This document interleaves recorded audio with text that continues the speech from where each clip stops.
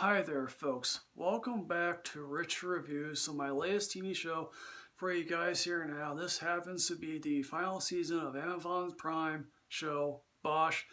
Now, if you've been watching my channel since the very beginning, you've known that I reviewed almost every single season of the show. And given the fact is, I happen to like the Lincoln Lawyer movie very, very much. And I happen to bring about the reconnaissance. And now, with the end of this show, and also apparently they're creating another Lincoln Lawyer TV show, although I'm sad to know that Mickey Haller didn't make an appearance in this final season of Bosch. And for those people who do not know, Mickey Haller is a half-brother of Harry Bosch. Like all of the Bosch TV shows, this adapts either one or multiple novels of Michael Connelly's work. Some shows do it impressively well, more than others. This season is based on The Burning Room, and this season takes place several months after the events of last season, in which there was a fiery explosion at a courthouse, and in a primarily Mexican-American neighborhood. Locals are out celebrating, New Year's Eve, when a couple of local hoodlums started lobbing Molotov cocktails at an apartment complex, and the result are a death of several people, including a 10-year-old girl who the press dubbed the Tamale Girl. Now, Harry Bosch is on the case, and Harry Bosch's obvious motto is everyone counts or nobody does, and he obviously remembers her name. There is a secondary storyline here involving Money Chandler, played by the first Mrs. Tom Cruise, in which she is defending Reed Diamond, a guy who is accused of a Ponzi scheme, and an ingenious Ponzi scheme at that, in which he used balsa wood and painted with gold paint. Hey, that's ingenious. I don't know what is. Then, of course, something will happen to Reed Diamond and the Money Chandler character that will lead Bosch to come to discover, oh yes, a slimy hedge fund manager, his slimy lawyer who Bosch dealt with in a previous season. This will also lead to two hitmen and a slimy mob boss. Obviously would lead to having Madison in the crosshairs of everything, and she has a very good line about why she is alive at one particular point.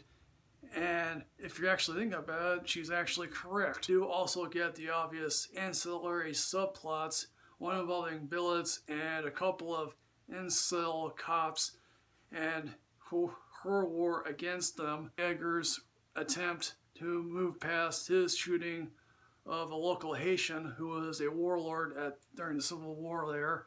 And we got Maddie, who obviously wants to do something with her life. And then also we get the Chief Irving character having to figure out his political maneuvering to get a second term as Chief of Police. And obviously this season also deals with the fact that this precinct is about to be closed down, and obviously people are going to be moving to other places, and obviously Billets is thinking about her future. Bosch obviously has a slot certainly somewhere, because let's face it, he's Bosch. Obviously some people are left in a lurch of where they're going to go, because not everyone's going to have a prime slot. Other people are going to be left with the drudge work of being on the night shift or somewhere else.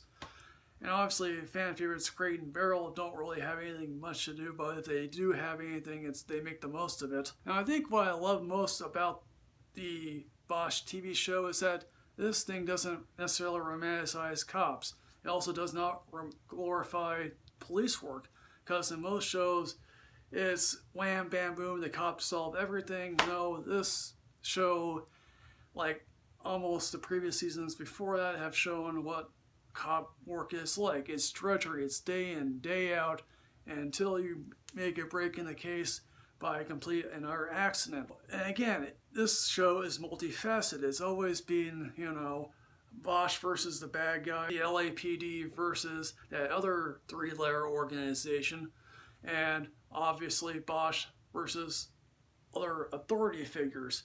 Because Bosch, upon seeing this dead girl, he's like, yeah, this guy might be getting a good deal, but he obviously has 5 dead bodies on his hands, and he's not going to let people forget about that. We do get to meet some people from previous seasons. The one slimy lawyer that was in the 3rd season we also happen to get the Matthew Lillard FBI agent character back for a couple of scenes. Now this season also happens to be only 8 episodes because they just come to realize, hey look, we don't have that much storyline to go about.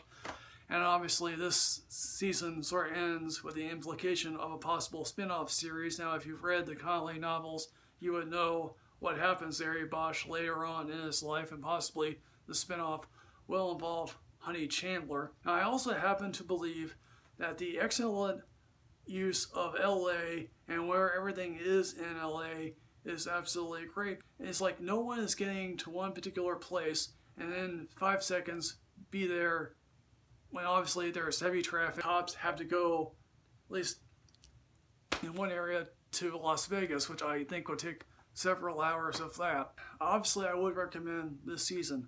So, Bosch, the final season, have you seen this? What did you think?